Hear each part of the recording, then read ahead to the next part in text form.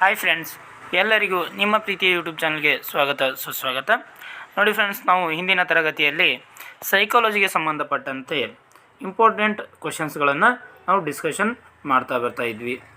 Total ಪ್ರತಿಯೊಂದು ಕ್ಲಾಸ್ನಲ್ಲೂ ಕೂಡ ಒಂದು 20 ಕ್ವಶನ್ಸ್ಗಳನ್ನು ನಾವು ಡಿಸ್ಕಷನ್ ಮಾಡ್ತಾ ಬರ್ತಾ ಇದ್ವಿ. ಇವತ್ತಿನ ಕ್ಲಾಸ್ನಲ್ಲಿ 21ರಿಂದ 40ರವರೆಗಿನ ಪ್ರಶ್ನೆಗಳನ್ನು ಡಿಸ್ಕಷನ್ ಮಾಡ್ತಾ ಬರೋಣ. 21ನೆಯ ಪ್ರಶ್ನೆ, ಮಗುವಿನ ವಿಕಾಸದ ಸಿಫಿಲೋಕಾಡಲ್ ತತ್ವಕ್ಕೆ ಈ ಕೆಳಗಿನ ಯಾವ ಹೇಳಿಕೆ ಸರಿಯಾಗಿದೆ? ಸಿಫಿಲೋಕಾಡಲ್ ಅಥವಾ ಸೆಫಿಲೋಕಾಡಲ್ ಅಂತ ಕೂಡ ಇದನ್ನು ಕರೀತಾರೆ. ಈ ತತ್ವಕ್ಕೆ ಸಂಬಂಧಿಸಿದಂತೆ ಯಾವ ಹೇಳಿಕೆ ಸರಿಯಾಗಿದೆ ಅಂತ ಪ್ರಶ್ನೆ ಇದೆ. ಆಪ್ಷನ್ ಎ, ತಲೆಯಿಂದ ಪಾದಗಳ ಕಡೆಗೆ ನಡೆಯುವ ವಿಕಾಸ. ಆಪ್ಷನ್ ಬಿ, ಪಾದಗಳಿಂದ ತಲೆಯ ಕಡೆಗೆ ಸಾಗುವ ವಿಕಾಸ. ಆಪ್ಷನ್ ಸಿ, ದೇಹದ ಕೇಂದ್ರ ಭಾಗದಿಂದ ಪರಿಧಿಗಳ ಕಡೆಗೆ ಸಾಗುವ ವಿಕಾಸ. ಆಪ್ಷನ್ ಡಿ, ದ್ವಿಪಾರ್ಶ್ವತೆಯಿಂದ ಏಕಪಾರ್ಶ್ವತೆಯೆಡೆಗೆ ಸಾಗುವ ವಿಕಾಸ. ಇದಕ್ಕೆ ಸರಿಯಾದ ಉತ್ತರ ನೋಡ್ತಾ ಬರೋದಾದರೆ ತಲೆಯಿಂದ ಪಾದಗಳ ಕಡೆಗೆ ಸಾಗುವಂಥ ಒಂದು ವಿಕಾಸಕ್ಕೆ ನಾವೇನಂತ ಕರಿತೀವಿ? ಸೆಫಿಲೋಕಾಡಲ್ ತತ್ವ ಅಂತೇಳಿ ಕರಿತೀವಿ. ನೆಕ್ಸ್ಟ್, ಹದಿಹರೆಯಕ್ಕೆ ಸಂಬಂಧಿಸಿದಂತೆ ಈ ಕೆಳಗಿನ ಯಾವ ಹೇಳಿಕೆ ಸಮರ್ಪಕವಾಗಿದೆ? ಆಪ್ಷನ್ ಎ, ಭಾವನಾತ್ಮಕ ಏರಿಳಿತದ ಘಟನೆಗಳು ಹೆಚ್ಚಾಗುವಿಕೆ. ನೋಡಿ, ಹದಿಹರೆಯದ ಸಮಯದಲ್ಲಿ ಏನಾಗುತ್ತೆ ಅಂತೇಳಿ ಪ್ರಶ್ನೆ ಇದೆ. ಆಪ್ಷನ್ ಬಿನಲ್ಲಿ ಅಧ್ಯಯನದ ಹೊಣೆಗಾರಿಕೆ ಇಲ್ಲದ ಪ್ರಭಾವ. ಆಪ್ಷನ್ ಸಿ, ಆಲೋಚನೆಯ ಆರಂಭ ಸರಳ ಚಟುವಟಿಕೆಗಳಲ್ಲಿ ಪ್ರತಿಫಲಿತವಾಗುತ್ತದೆ. ಆಪ್ಷನ್ ಡಿ, ಬುದ್ಧಿಶಕ್ತಿ ಸೂಚ್ಯಂಕದಲ್ಲಿ ಇದ್ದಕ್ಕಿದ್ದಂತೆ ಹೆಚ್ಚಾಗುವುದು. ಇದಕ್ಕೆ ಸರಿಯಾದ ಉತ್ತರ ಆಪ್ಷನ್ ಎ, ಭಾವನಾತ್ಮಕ ಏರಿಳಿತದ ಘಟನೆಗಳು ಹೆಚ್ಚಾಗ್ತವು. ಯಾವ ಒಂದು ಇದರಲ್ಲಪ್ಪ ಅಂದರೆ ಹದಿಹರೆಯದರಲ್ಲಿ. ಓಕೆನಾ? ನೆಕ್ಸ್ಟ್, ಅಳುವಿಕೆ ಭಾಷಾ ವಿಕಾಸದ ಯಾವ ಹಂತವಾಗಿದೆ? ನೋಡಿ, ಮಗು ಅಳುವುದು ಭಾಷಾ ವಿಕಾಸದ ಯಾವ ಹಂತ ಅಂತೇಳಿ ಕೇಳಿದರೆ ಇದಕ್ಕೆ ಸರಿಯಾದ ಉತ್ತರ ಮೊದಲನೇ ಹಂತ. ನೋಡಿ, ಅಳುವಿಕೆ ಅನ್ನೋದು ಭಾಷಾ ವಿಕಾಸದ ಮೊದಲ ಹಂತವಾಗಿದೆ. ಅನುಬೋಧನೆ ಎನ್ನುವುದು, ಅನುಬೋಧನೆ ಅಂದರೆ ಮೈಕ್ರೋ ಟೀಚಿಂಗ್ ಅಂತ ಕರಿತೀವಲ್ಲ, ನೀವು ಬಿ ಎಡ್ನಲ್ಲಿ ಫಸ್ಟ್ ಸೆಮ್ಮಲ್ಲಿ ಮಾಡಿ ಬಂದಿರ್ತೀರಿ ಮೈಕ್ರೋ ಟೀಚಿಂಗ್, ಹೌದಾ? ಈ ಅನುಬೋಧನೆ ಅಥವಾ ಮೈಕ್ರೋ ಟೀಚಿಂಗ್ ಅಂದರೆ ಏನನ್ನೋದು ಪ್ರಶ್ನೆ. ಇದೊಂದು ತರಗತಿ ಬೋಧನಾ ಪ್ರಕ್ರಿಯೆಯ ಅಥವಾ ಶಿಕ್ಷಕರ ತರಬೇತಿ ಮಾದರಿಯ ಅಥವಾ ವೈಯಕ್ತಿಕ ಬೋಧನಾ ಪ್ರಕ್ರಿಯೆಯ ಅಥವಾ ಗುಂಪು ಬೋಧನಾ ಪ್ರಕ್ರಿಯೆ? ಇದು ಯಾವ ರೀತಿ ಪ್ರಕ್ರಿಯೆ ಅಂತ ನೋಡ್ತಾ ಬರೋದಾದರೆ ಇದೊಂದು ಶಿಕ್ಷಕರ ತರಬೇತಿ ಮಾದರಿ. ಇದು ಏನಪ್ಪ ಅಂದ್ರೆ ಶಿಕ್ಷಕರ ತರಬೇತಿ ಮಾದರಿ. ಯಾವುದು? ಅನುಬೋಧನೆ ಅಥವಾ ಮೈಕ್ರೋ ಟೀಚಿಂಗ್ ಅನ್ನುವುದು.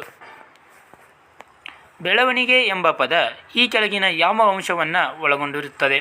ನೋಡಿ, ಬೆಳವಣಿಗೆ ಅಥವಾ ಡೆವಲಪ್ಮೆಂಟ್ ಅನ್ನುವಂಥ ಪದ ಈ ಕೆಳಗಿನ ಯಾವ ಅಂಶವನ್ನು ಒಳಗೊಂಡಿರ್ತೈತೆ ಅಂತ ಪ್ರಶ್ನೆ ಇದೆ. ಆಪ್ಷನ್ ಎ, ಅಂಗಾಂಗಗಳ ಅಳತೆ ಮತ್ತು ತೂಕದಲ್ಲಿ ಹೆಚ್ಚಳ. ನೋಡಿ, ಇದು ಸರಿಯಾಗಿದೆ. ಯಾಕಪ್ಪ ಅಂದರೆ ಇದು ಏನಾಗಿರ್ತೈತಿ? ಇದು ಪರಿಮಾಣಾತ್ಮಕ ಬೆಳವಣಿಗೆ ಅನ್ನೋದು ಪರಿಮಾಣಾತ್ಮಕವಾಗಿರ್ತೈತಿ. ಪರಿಮಾಣಾತ್ಮಕ ಅಂದರೆ ಕ್ವಾಂಟಿಟೇಟಿವ್ ಅಂತ ನಾನು ಹಿಂದಿನ ಕ್ಲಾಸ್ನಲ್ಲಿ ಹೇಳಿದ್ದೆ. ಕ್ವಾಂಟಿಟೇಟಿವ್ ಅಂದರೆ ಇದನ್ನು ನಾವೇನು ಮಾಡ್ಬೋದು? ಅಂಗಾಂಗಗಳನ್ನು ಅಳತೆ ಮಾಡ್ಬೋದು ಮತ್ತು ತೂಕದಲ್ಲಿ ಹೆಚ್ಚಳ ಉಂಟಾಗ್ತೈತಿ, ಹೌದಾ? ನೆಕ್ಸ್ಟ್, ಕೋಶ ವಿಭಜನೆ ಆಗ್ತೈತಿ. ಕೋಶ ವಿಭಜನೆ ಆಗೋದ್ರ ಮೂಲಕ ಏನಾಗ್ತೈತಿ? ಮಾನವನಲ್ಲಿ ಬೆಳವಣಿಗೆ ಆಗ್ತೈತಿ. ನೆಕ್ಸ್ಟ್, ಸಾಮರ್ಥ್ಯದಲ್ಲಿ ಹೆಚ್ಚಳ ಆಗ್ತೈತಿ. ಅವನ ಸಾಮರ್ಥ್ಯದಲ್ಲಿ ಯಾವುದರಲ್ಲಪ್ಪ ಅಂದ್ರೆ ಶಕ್ತಿ ಆಗಿರ್ಬೋದು ಅಥವಾ ಅವನ ಬುದ್ಧಿಶಕ್ತಿ ಆಗಿರ್ಬೋದು ಅಥವಾ ಅವನ ಆಲೋಚನಾ ಶಕ್ತಿ ಆಗಿರ್ಬೋದು, ಎಲ್ಲದರಲ್ಲೂ ಕೂಡ ಏನಾಗ್ತೈತಿ? ಹೆಚ್ಚಳ ಆಗ್ತೈತಿ. ಇದು ಏನಪ್ಪ ಅಂದರೆ ಇವೆಲ್ಲವೂ ಕೂಡ ಸರಿಯಾದ ಉತ್ತರಗಳು. ಹಾಗಾಗಿ ಮೇಲಿನ ಎಲ್ಲವೂ ಸರಿ. ಬೆಳವಣಿಗೆ ಎಂಬ ಪದ ಈ 3 ಅಂಶಗಳನ್ನು ಒಳಗೊಂಡಿರ್ತೈತಿ. ಪರಿಪಕ್ವನ ಮತ್ತು ಕಲಿಕೆ ಈ ಕೆಳಗಿನ ಯಾವ ಪ್ರಕ್ರಿಯೆಯಲ್ಲಿ ನೆರವಾಗುತ್ತದೆ? ಪರಿಪಕ್ವನ ಮತ್ತು ಕಲಿಕೆ ಅನ್ನೋದು ಯಾವ ಒಂದು ಪ್ರಕ್ರಿಯೆಯಲ್ಲಿ ನೆರವಾಗುತ್ತೆ ಅಂತ ಪ್ರಶ್ನೆ ಇದೆ. ಇದಕ್ಕೆ ಸರಿಯಾದ ಉತ್ತರ ನೋಡ್ತಾ ಬರೋದಾದರೆ ವಿಕಾಸದ ಬದಲಾವಣೆ. ನೋಡಿ, ವಿಕಾಸ ಅನ್ನುವಂಥ ಒಂದು ಪ್ರಕ್ರಿಯೆಯಲ್ಲಿ ಪರಿಪಕ್ವನ ಮತ್ತು ಕಲಿಕೆ ಎರಡೂ ನೆರವಾಗ್ತವು. ಪರಿಪಕ್ವನ ಈ ಕೆಳಗಿನ ಯಾವುದರಲ್ಲಿ ಸಹಾಯ ಮಾಡುತ್ತದೆ? ನೋಡಿ, ಪರಿಪಕ್ವನ ಅನ್ನೋದು ಕೆಳಗಿನ ಯಾವುದರಲ್ಲಿ ಸಹಾಯ ಮಾಡ್ತೈತಪ್ಪ ಅಂದರೆ ಕಲಿಕೆಯಲ್ಲಿ ಸಹಾಯ ಮಾಡ್ತೈತಿ. ಯಾವುದರಲ್ಲಿ? ಕಲಿಕೆ. ತೊದಲುವಿಕೆಯನ್ನು ಡ್ಯಾಶ್ ಎಂದು ಪರಿಗಣಿಸಲಾಗಿದೆ. ನೋಡಿ, ತೊದಲುವಿಕೆ, ಮಗು ಮಾತಾಡಬೇಕಪ್ಪ ಅಂದ್ರೆ ಮೊದಲು ಏನು ಮಾಡ್ತೈತಿ? ತೊದಲು ಮಾತುಗಳನ್ನ ಆಡ್ತೈತಿ. ಅದನ್ನು ಏನಂತ ಪರಿಗಣಿಸಲಾಗೈತಪ್ಪ ಅಂದರೆ ಸೈಕಾಲಜಿನಲ್ಲಿ, ನಮ್ಮ ಒಂದು ಎಜುಕೇಷನ್ ಸೈಕಾಲಜಿನಲ್ಲಿ ಅದನ್ನು ಮಾತಿನ ಆಟ ಅಂತೇಳಿ ಪರಿಗಣಿಸಲಾಗಿದೆ. ಏನಂತ? ಮಾತಿನ ಆಟ. ಅಂದರೆ ಮಾತು ಬರುವುದಕ್ಕಿಂತ ಮುಂಚೆ ಏನಾಗ್ತೈತಿ? ತೊದಲುವಿಕೆ ಸ್ಟಾರ್ಟ್ ಆಗ್ತೈತಿ. ಆವಾಗ ಅದೊಂದು ಮಾತಿನ ಆಟವಾಗೈತಿ. ಪಿಯಾಜೆರವರ ಪ್ರಕಾರ ಈ ಕೆಳಗಿನ ಯಾವ ಹಂತದಲ್ಲಿ ಮಗು ಅಮೂರ್ತ ಪ್ರತಿಪಾದನೆಗಳ ಬಗ್ಗೆ ತಾರ್ಕಿಕವಾಗಿ ಆಲೋಚಿಸಲು ಆರಂಭಿಸುತ್ತಾನೆ? ನೋಡಿ, ಜೀನ್ ಪಿಯಾಜೆ ಅವರ ಪ್ರಕಾರ ಜೀನ್ ಪಿಯಾಜೆ ಅವರು ಜ್ಞಾನಾತ್ಮಕ ಸಿದ್ಧಾಂತವನ್ನು ಮಂಡಿಸಿದ್ದಾರೆ. ಜ್ಞಾನಾತ್ಮಕ ಸಿದ್ಧಾಂತದಲ್ಲಿ 4 ಹಂತಗಳು ಬರ್ತವೆ. ಆ 4 ಹಂತಗಳಲ್ಲಿ ಮಗು ಅಮೂರ್ತ ಪ್ರತಿಪಾದನೆಗಳ ಬಗ್ಗೆ ಏನು ಮಾಡ್ತೈತಂತ ತಾರ್ಕಿಕವಾಗಿ ಆಲೋಚಿಸ್ತೈತೆ ಅಂತ. ಅಂಥದ್ದು ಯಾವ ಹಂತದಲ್ಲಿ ಕಂಡು ಬರ್ತೈತೆ ಅಂತ ಕೇಳಲಾಗಿದೆ ಪ್ರಶ್ನೆ. ಇದಕ್ಕೆ ಸರಿಯಾದ ಉತ್ತರ ನಾವು ನೋಡ್ತಾ ಬರೋದಾದರೆ ಔಪಚಾರಿಕ ಕಾರ್ಯಗಳ ಹಂತ. ಯಾವುದು? ಔಪಚಾರಿಕ ಕಾರ್ಯಗಳ ಹಂತ. ಈ ಹಂತದಲ್ಲಿ ಮಗು ಏನು ಮಾಡುತ್ತೆ? ಅಮೂರ್ತ ಪ್ರತಿಪಾದನೆಗಳನ್ನು ಕೂಡ ತಾರ್ಕಿಕವಾಗಿ ಏನು ಮಾಡುತ್ತೆ? ಆಲೋಚಿಸುತ್ತೆ. ಬೌದ್ಧಿಕ ವಿಕಾಸದ ಅರ್ಥವೇನೆಂದರೆ? ಆಪ್ಷನ್ ಎ ಬುದ್ಧಿಶಕ್ತಿಯ ವಿಕಾಸ, ಆಪ್ಷನ್ ಬಿ ಸಾಮಾಜಿಕ ಗುಣಗಳ ವಿಕಾಸ, ಆಪ್ಷನ್ ಸಿ ದೈಹಿಕ ಕೌಶಲ್ಯಗಳ ವಿಕಾಸ, ಆಪ್ಷನ್ ಡಿ ವ್ಯಕ್ತಿಯ ವಿಕಾಸ. ಇದಕ್ಕೆ ಸರಿಯಾದ ಉತ್ತರ ನಾವು ನೋಡ್ತಾ ಬರೋದಾದರೆ ಬೌದ್ಧಿಕ ವಿಕಾಸ, ಇದರ ಅರ್ಥ ಬುದ್ಧಿಶಕ್ತಿಯ ಒಂದು ವಿಕಾಸವಾಗೈತಿ. ಯಾವುದು? ಬೌದ್ಧಿಕ ವಿಕಾಸ. ನೆಕ್ಸ್ಟ್, ಪ್ರಾಥಮಿಕ ಮಕ್ಕಳಿಗೆ ಬೋಧಿಸಲು ಈ ಕೆಳಗಿನ ಯಾವ ವಿಧಾನ ಸೂಕ್ತವಾದುದು? ನೋಡಿ, ನಾವು ಪ್ರಾಥಮಿಕ ಮಕ್ಕಳಿಗೆ ಏನಾದರೂ ಬೋಧನೆ ಮಾಡ್ತಾ ಇದ್ದೀವಿ ಅಂದಪ್ಪ ಅಂದ್ರೆ ಈ ಕೆಳಗೆ ಕೊಟ್ಟಿರುವಂಥ ಯಾವ ಒಂದು ವಿಧಾನ ಸೂಕ್ತವಾಗೈತೆ ಪ್ರಶ್ನೆ ಇದೆ. ಆಪ್ಷನ್ ಎ ವಿಡಿಯೋ ಅನುಕರಣ ಪಾಠಗಳು, ಆಪ್ಷನ್ ಬಿ ಪ್ರಾತ್ಯಕ್ಷಿಕೆಗಳು, ಆಪ್ಷನ್ ಸಿ ಉಪನ್ಯಾಸ ಪ್ರಾತ್ಯಕ್ಷಿಕೆಗಳು, ಆಪ್ಷನ್ ಡಿ ಕೈಗಳಿಗೆ ಅನುಭವ ಒದಗಿಸುವ ಚಟುವಟಿಕೆಗಳು. ಇದಕ್ಕೆ ಸರಿಯಾದ ಉತ್ತರ ಆಪ್ಷನ್ 4 ಕೈಗಳಿಗೆ ಅನುಭವ ಒದಗಿಸುವಂಥ ಚಟುವಟಿಕೆ. ಈ ವಿಧಾನದಿಂದ ಬೋಧಿಸಿದಪ್ಪ ಅಂದರೆ ಇದು ಮಕ್ಕಳಿಗೆ ಅರ್ಥಪೂರ್ಣವಾದೈತಿ. ಓಕೆನಾ? ನೆಕ್ಸ್ಟ್, ಕೋಲ್ಬರ್ಗ್ ಅವರ ಪ್ರಕಾರ ಮಕ್ಕಳು ಸರಿ ತಪ್ಪುಗಳ ಬಗ್ಗೆ ಆಲೋಚಿಸುವುದು. ನೋಡಿ, ಯಾರ ಪ್ರಕಾರ ಅಂತ ಕೇಳಿದ್ದಾರೆ? ಕೋಲ್ಬರ್ಗ್ ಅವರ ಪ್ರಕಾರ ಸರಿ ತಪ್ಪುಗಳ ಬಗ್ಗೆ ಯಾವ ರೀತಿ ಯೋಚನೆ ಮಾಡ್ತಾನಪ್ಪ ಅಂದ್ರೆ ಭಿನ್ನ ವಯಸ್ಸಿನಲ್ಲಿ ವಿಭಿನ್ನವಾಗಿ ಆಲೋಚಿಸ್ತಾನೆ. ಭಿನ್ನ ವಯಸ್ಸಿನಲ್ಲಿ ವಿಭಿನ್ನವಾಗಿ ಆಲೋಚಿಸ್ತಾನೆ. ಯಾರು ಇಲ್ಲಿ ಮಕ್ಕಳು ಸರಿ ತಪ್ಪುಗಳ ಬಗ್ಗೆ ಆಲೋಚಿಸೋದು ಯಾವ ರೀತಿ? ಭಿನ್ನ ವಯಸ್ಸಿನಲ್ಲಿ ವಿಭಿನ್ನವಾಗಿ. ಇದು ಯಾರ ಪ್ರಕಾರವಾಯಿತು? ಕೋಲ್ಬರ್ಗ್ ಅವರ ಪ್ರಕಾರ. ಓಕೆನಾ? ನೆಕ್ಸ್ಟ್, ಹೊಸ ವಿಷಯವನ್ನು ಈಗಾಗಲೇ ಹೊಂದಿರುವ ಜ್ಞಾನ ಸಂರಚನೆಯೊಂದಿಗೆ ಸೇರಿಕೊಳ್ಳುವುದನ್ನು ಈ ರೀತಿ ಕರೆಯುತ್ತಾರೆ. ನೋಡಿ, ಒಂದು ಹೊಸ ವಿಷಯ ಬರ್ತೈತಿ. ಆ ಹೊಸ ವಿಷಯ ಏನಾಗ್ತೈತಿ? ಮಗು ಈಗಾಗಲೇ ಹೊಂದಿರ್ತೈತಿ ಜ್ಞಾನ, ಅದರ ಬಗ್ಗೆ ಜ್ಞಾನ ಹೊಂದಿರ್ತೈತಿ. ಅದ್ರ ಜೊತೆ ಹೊಸ ವಿಷಯ ಬಂದು ಏನಾಗ್ತೈತಿ? ಸಂರಚನೆಯೊಂದಿಗೆ ಸೇರಿಕೊಳ್ತೈತಿ. ಈ ರೀತಿಗೆ ಏನಂತ ಕರಿತೀವಪ್ಪ ಅಂದ್ರೆ ನಾವು ಮನೋಗತ ಮಾಡಿಕೊಳ್ಳುವಿಕೆ ಅಂತ ಕರಿತೀವಿ. ಮನೋಗತ ಮಾಡಿಕೊಳ್ಳುವಿಕೆ. ವ್ಯಕ್ತಿಯ ಜ್ಞಾನಾತ್ಮಕ ವಿಕಾಸ ಕೊನೆಗೊಳ್ಳುವ ಹಂತ.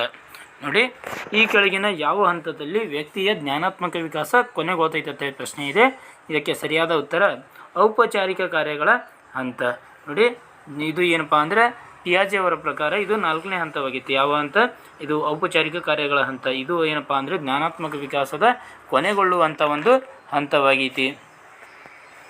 ನೆಕ್ಸ್ಟ್, ಎರಿಕ್ಸನ್ ರವರ ಪ್ರಕಾರ ಮಗು ನಂಬಿಕೆ ಮತ್ತು ಅಪನಂಬಿಕೆಯ ಮನೋಧೋರಣೆಗಳನ್ನು ಕಲಿಯುವ ಹಂತ.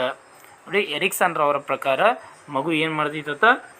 ನಂಬಿಕೆ ಮತ್ತು ಅಪನಂಬಿಕೆಯ ಮನೋಧೋರಣೆಗಳನ್ನು ಯಾವ ಹಂತದಲ್ಲಿ ಕಲಿಯುತ್ತೆ ಅಂತೇಳಿ ಪ್ರಶ್ನೆ ಇದೆ. ಇದಕ್ಕೆ ಸರಿಯಾದ ಉತ್ತರ ಶೈಶವ ಹಂತ. ಯಾವ ಹಂತದಲ್ಲಿ? ಶೈಶವ. ನೆಕ್ಸ್ಟ್, ಹಿರಿಯರ ಬಂಧನದಿಂದ ಮುಕ್ತರಾಗುವುದು ಈ ಕೆಳಗಿನ ಯಾವ ಹಂತದ ವಿಕಾಸಾತ್ಮಕ ಕಾರ್ಯವಾಗಿದೆ?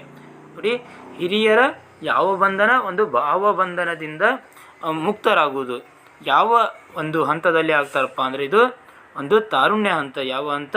ಇದು ತಾರುಣ್ಯ ಹಂತ. ಹೌದಾ? ನೋಡಿ, ಮಗು ಏನು ಮಾಡುತ್ತೆ? ಸ್ಟಾರ್ಟಿಂಗ್ ಬಟ್ಟೆ ಯಾವುದೇ ಒಂದು ಮಗುವಿಗೆ ಒಬ್ಬ ತಂದೆ ತಾಯಿ ಬಟ್ಟೆ ತಂದ್ರಪ್ಪ ಅಂದರೆ ಹಾಕ್ಕೊಳ್ಳುತ್ತೆ ಶೈಶವಾವಸ್ಥೆಯಲ್ಲಿ. ಅದೇ ಬಾಲ್ಯಾವಸ್ಥೆಯಲ್ಲಿ ಮಗು ಏನು ಹೇಳುತ್ತೆ? ನನಗೆ ಇದೇ ಥರ ಬಟ್ಟೆ ಬೇಕಂತ ಕೇಳುತ್ತೆ. ಇದೇ ಕಲರ್ ಬಟ್ಟೆ ಬೇಕಮ್ಮ, ನನಗೆ ಇದೇ ವೆರೈಟಿ ಬಟ್ಟೆ ಬೇಕು, ಮತ್ತು ಹಿಂಗೆ ಬಟ್ಟೆ ಇರ್ಬೇಕು ಅಂತೇಳಿ ಅದನ್ನೇನು ಮಾಡುತ್ತೆ? ಹೇಳುತ್ತೆ. ಯಾವುದು ಒಂದು ಹಂತದಲ್ಲಿ? ಬಾಲ್ಯಾವಸ್ಥೆಯಲ್ಲಿ. ಶೈಶವಾವಸ್ಥೆಯಲ್ಲಿ ಏನಾಗ್ತಾಯಿತ್ತು? ಮಗುವಿಗೆ ತಂದೆ ತಾಯಿ ಯಾವ ಬಟ್ಟೆ ತಂದಿರ್ತಾರೋ ಆ ಬಟ್ಟೆನೇ ಹಾಕ್ಕೊಳ್ಳುತ್ತೆ. ಓಕೆನಾ? ನೆಕ್ಸ್ಟ್, ಬಟ್ಟೆ ಕೊಳ್ಳಿಲ್ಲ ಅಂದರೂ ಕೂಡ ಬಟ್ಟೆ ಹಾಗೇ ಇರುತ್ತೆ ಶೈಶವಾವಸ್ಥೆಯಲ್ಲಿ. ಆದರೆ ಬಾಲ್ಯಾವಸ್ಥೆಯಲ್ಲಿ ಏನು ಮಾಡುತ್ತೆ? ಈ ರೀತಿಯ ಈ ಕಲರ್ ಬಟ್ಟೆನೇ ಬೇಕಮ್ಮ ಅಂತ ಕೇಳುತ್ತೆ. ಆದರೆ ತಾರುಣ್ಯಾವಸ್ಥೆಯಲ್ಲಿ ಏನಾಗುತ್ತೆ? ಮಗು ಏನು ಮಾಡುತ್ತಪ್ಪ ಅಂದರೆ ನೀವು ರೊಕ್ಕ ಕೊಡಿ, ನಾನೇ ತೊಗೋತೀನಿ, ನನಗೆ ಯಾವುದು ಬೇಕೋ ಅದನ್ನು ನಾನೇ ತೊಗೋತೀನಿ ಅಂತೇಳಿ ತಾರುಣ್ಯಾವಸ್ಥೆಯಲ್ಲಿ ಮಗು ತಂದೆ ತಾಯಿಯನ್ನು ಕೇಳುತ್ತೆ. ಅಂದರೆ ಇಲ್ಲೇನಾಯಿತು? ತಂದೆ ತಾಯಿಯಿಂದ ಅಥವಾ ಹಿರಿಯರಿಂದ ಬಂಧನದಿಂದ ಒಂದು ಮುಕ್ತರಾಗುವಂಥ ಒಂದು ಕೆಲಸ ಯಾವುದರಲ್ಲಿ ಮಾಡ್ತೈತಪ್ಪ ಅಂದರೆ ಯಾವ ಹಂತದಲ್ಲಿ? ತಾರುಣ್ಯ ಹಂತದಲ್ಲಿ ಮಾಡುತ್ತೆ. ಓಕೆನಾ? ನೆಕ್ಸ್ಟ್, ಈ ಕೆಳಗಿನ ಯಾವ ಹಂತದಲ್ಲಿ ಮಕ್ಕಳು ಸಮವಯಸ್ಕ ಗುಂಪಿನ ಕ್ರಿಯಾಶೀಲ ಸದಸ್ಯರಾಗಿರುತ್ತಾರೆ? ನೋಡಿ, ಸಮವಯಸ್ಕ ಗುಂಪಿನ ಕ್ರಿಯಾಶೀಲ ಸದಸ್ಯರಾಗಿರೋದು ಈ ಕೆಳಗಿನ ಯಾವ ಹಂತದಲ್ಲಿ ಅಂತ ಪ್ರಶ್ನೆ ಇದೆ. ಇದಕ್ಕೆ ಸರಿಯಾದ ಉತ್ತರ ಬಾಲ್ಯಾವಸ್ಥೆಯಲ್ಲಿ. ನೋಡಿ, ಉತ್ತರ ಬಾಲ್ಯಾವಸ್ಥೆಯಲ್ಲಿ ಮಕ್ಕಳು ಏನು ಮಾಡ್ತಾರಪ್ಪ ಅಂದರೆ ಶಾಲೆಯಲ್ಲಿ ಸಮವಯಸ್ಕರೊಂದಿಗೆ ಅಥವಾ ಹೊರಗೆ ಸಮವಯಸ್ಕರೊಂದಿಗೆ ಆಟ ಆಡ್ತಾ ಇರ್ತಾರೆ ಅಥವಾ ಅವ್ರ ಜೊತೆಗೆ ಸಮವಯಸ್ಕರೊಂದಿಗೆ ಬೆರೀತಾ ಇರ್ತಾರೆ. ಹೌದಾ? ಯಾವ ಒಂದು ಇದರಲ್ಲಪ್ಪ ಅಂದರೆ ಉತ್ತರ ಬಾಲ್ಯಾವಸ್ಥೆಯಲ್ಲಿ. ನೆಕ್ಸ್ಟ್, ಶಿಕ್ಷಕ ತನ್ನ ವಿದ್ಯಾರ್ಥಿಗಳಲ್ಲಿ ಸಾಮಾಜಿಕ ಮೌಲ್ಯಗಳನ್ನು ಹೇಗೆ ಬೆಳೆಸಬಹುದೆಂದರೆ? ಆಪ್ಷನ್ ಎ, ದೊಡ್ಡ ವ್ಯಕ್ತಿಗಳ ಬಗ್ಗೆ ಕಥೆಗಳನ್ನು ಹೇಳುವ ಮೂಲಕ. ಆಪ್ಷನ್ ಬಿ, ಶಿಸ್ತಿನ ಪ್ರಜ್ಞೆಯನ್ನು ಬೆಳೆಸುವುದು. ಆಪ್ಷನ್ ಸಿ, ಆದರ್ಶಯುತವಾಗಿ ವರ್ತಿಸುವುದು. ಆಪ್ಷನ್ ಡಿ, ಶಾಲಾ ಚಟುವಟಿಕೆಗಳಲ್ಲಿ ಅವರನ್ನು ತೊಡಗಿಸುವ ಮೂಲಕ. ನೋಡಿ, ಶಿಕ್ಷಕ ತನ್ನ ವಿದ್ಯಾರ್ಥಿಗಳಲ್ಲಿ ಸಾಮಾಜಿಕ ಮೌಲ್ಯಗಳನ್ನು ಹೆಂಗೆ ಬೆಳೆಸ್ತಾನಪ್ಪ ಅಂದ್ರೆ ಶಾಲಾ ಚಟುವಟಿಕೆಗಳಲ್ಲಿ ಅವರನ್ನು ತೊಡಗಿಸುವ ಮೂಲಕ ಏನು ಮಾಡ್ತಾನೆ? ಸಾಮಾಜಿಕ ಮೌಲ್ಯಗಳನ್ನು ಬೆಳೆಸ್ತಾನೆ. ಮನೋವೈಜ್ಞಾನಿಕವಾಗಿ ಸಾಮಾಜಿಕ ಸಮೂಹವೆಂದರೆ? ನೋಡಿ, ಸಾಮಾಜಿಕ ಸಮೂಹ ಅಂದರೆ ಏನು ಅಂತೇಳಿ ಇಲ್ಲಿ ಪ್ರಶ್ನೆ ಇದೆ. ಅದು ಯಾವ ರೀತಿಯಾಗಿ ಮನೋವೈಜ್ಞಾನಿಕವಾಗಿ ಅಂದರೆ ಏನು ಅಂತೇಳಿದೆ. ಇದಕ್ಕೆ ಸರಿಯಾದ ಉತ್ತರ ನೋಡ್ತಾ ಬರೋದಾದರೆ ಕ್ರಿಯಾತ್ಮಕ ಚೈತನ್ಯಪೂರ್ಣವಾದ ಗುಂಪು. ಸಾಮಾಜೀಕರಣ ಈ ಕೆಳಗಿನ ಯಾವುದರಲ್ಲಿ ನಡೆಯುವ ಕಲಿಕೆಯ ಫಲವಾಗಿದೆ? ನೋಡಿ, ಸಾಮಾಜೀಕರಣ ಅನ್ನೋದು ಈ ಕೆಳಗಿನ ಯಾವುದರಲ್ಲಿ ನಡೆಯುವಂಥ ಒಂದು ಕಲಿಕೆಯ ಫಲವಾಗೈತಿ ಅಂತೇಳಿ ಪ್ರಶ್ನೆ ಇದೆ. ಆಪ್ಷನ್ ಎ, ಕುಟುಂಬ. ಆಪ್ಷನ್ ಬಿ, ನೆರೆಹೊರೆ. ಆಪ್ಷನ್ ಸಿ, ಶಾಲೆ. ಆಪ್ಷನ್ ಡಿ, ಮೇಲಿನ ಎಲ್ಲವೂ. ಇದಕ್ಕೆ ಸರಿಯಾದ ಉತ್ತರ ಮೇಲಿನ ಎಲ್ಲವೂ. ನೋಡಿ, ಸಾಮಾಜೀಕರಣ ಅನ್ನೋದು ಕುಟುಂಬದಲ್ಲೂ ಆಗುತ್ತೆ. ಕುಟುಂಬದಲ್ಲಿದ್ದಾಗ ಏನಾಗುತ್ತೆ? ಕುಟುಂಬದಲ್ಲಿರುವಂಥ ಅದನ್ನ ಅಕ್ಕ, ತಂಗಿ, ತಮ್ಮ, ತಂದೆ, ತಾಯಿ, ಅಜ್ಜ, ಅಜ್ಜಿ ಇವ್ರುಗಳ ಜೊತೆಗೆ ಬೆರೆಕೊಂಡು ಅಲ್ಲಿ ಸಾಮಾಜೀಕರಣ ಆಗುತ್ತೆ. ನೆಕ್ಸ್ಟ್ ನೆರೆಹೊರೆಯವರ ಜೊತೆ ಬೆರೆತುಕೊಂಡು ಸಾಮಾಜೀಕರಣ ಆಗುತ್ತೆ. ನೆಕ್ಸ್ಟ್ ಶಾಲೆಯಲ್ಲಿ ಹೋದಾಗ ಶಾಲೆಯಲ್ಲಿ ಗೆಳೆಯರ ಜೊತೆ ಬೆರೆತುಕೊಂಡು ಆಟ ಆಡೋದಾಗಿರ್ಬೋದು ಅಥವಾ ಕೆಲವೊಂದಿಷ್ಟು ಚಟುವಟಿಕೆಗಳು ಮಾಡೋದಾಗಿರ್ಬೋದು. ಇವುಗಳ ಮೂಲಕ ಏನಾಗುತ್ತೆ? ಮಗುವಿನ ಸಾಮಾಜೀಕರಣ ಕಲಿಕೆಯಾಗುತ್ತೆ. ಹಾಗಾದರೆ ಮೇಲಿನ ಎಲ್ಲವೂ ಕೂಡ ಸರಿಯಾಗಿದೆ. ಇದಿಷ್ಟು ಏನಾಗಿತ್ತಪ್ಪ ಅಂದರೆ ಮನೋವಿಜ್ಞಾನಕ್ಕೆ ಸಂಬಂಧಪಟ್ಟಂಥ ಇಂಪಾರ್ಟೆಂಟ್ ಪ್ರಶ್ನೆಗಳ ಕ್ಲಾಸ್ ಆಗಿತ್ತು. ಇದೇ ರೀತಿಯ ಇನ್ನಿತರ ಪ್ರಶ್ನೆಗಳಿಗಾಗಿ ನಮ್ಮ ಚಾನಲನ್ನು ಸಬ್ಸ್ಕ್ರೈಬ್ ಮಾಡ್ಕೊಳ್ಳಿ. ಧನ್ಯವಾದಗಳು.